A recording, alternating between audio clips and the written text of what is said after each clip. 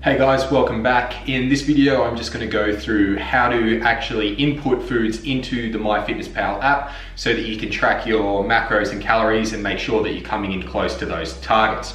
So I'm just going to pull up the app and we'll kind of dive in. Cool, so when you're at this home screen and we've got the kind of diary down the bottom, we're going to hit that, which will bring us to this starting screen.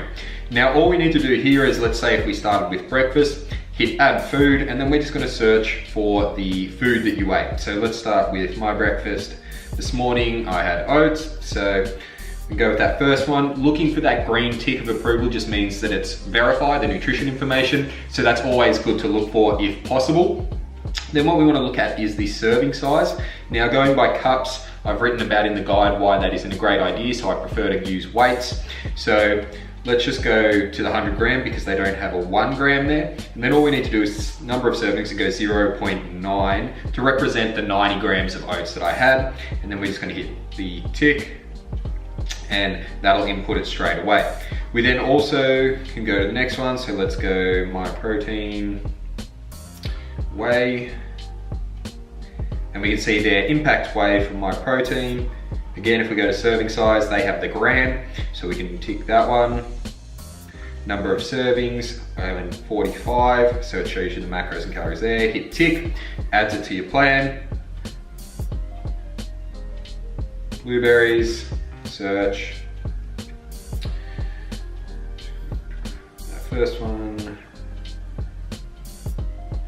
Again, we're just gonna have to go with 100 grams. We had 60, so 0.6, which we're gonna add.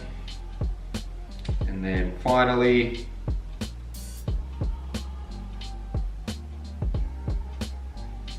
we've got peanut butter. I'm just gonna go with that first one.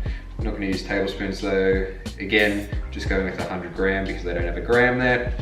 I'm just gonna go number of servings, 0.2 for 20 grams. Awesome. So that shows the macro breakdown for my breakfast, and we can see there that it's 616 calories, but it's not showing us our macronutrient updates. So what we can do from here is basically just scroll down to the bottom and you'll see that nutrition button there. I'm gonna hit that, and that's gonna give us, one, it shows your weekly overview. What we can do is, instead of looking at the week, we can go to day, and that's gonna give us our daily, what we're currently on. So we can see carbohydrates are at 76, fats at 12, proteins at 54, sorry. We can also come here and see it by this nutrients panel view. So that's how you would look across the day and go, okay, well, like, how am I shaping up with my targets? Now, another thing that I often get clients to do is just add a screenshot on their weekly report of this week view. So just hitting that kind of nutrients button, go in a week view and looking at the last 7 days. And that just gives me an idea of kind of how you've gone in terms of hitting your macros on average across the week. So we can see there that it's kind of breaking that down. And the same with calories, I can get an idea of how close you've come to your calorie goal each day. Have you been under that calorie goal? Have you been over on average, which is the most important factor.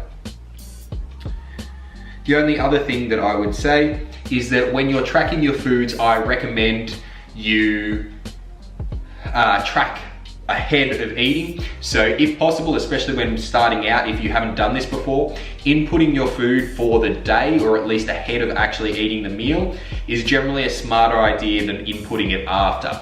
And the reason for that is because if you haven't done it before, you can easily get towards your last meal of the day, and then if you have a look and you might be like, holy shit, I only have 200, 300 calories left, I have no fat, so you're stuck eating a bland, unsatisfying meal. If you plan ahead of time and you've got a bit of a meal plan ahead, you can plug them in, make sure that things fit, and then everything's gonna go to plan. So doing that is a good way to go about it, in my opinion. Anyway, that's it for today. Hopefully you have a good idea of how to track now, and there should be no reasons why you can't be getting reasonably close to your macros and killing your results. Have a good day, guys. I'll talk to you later.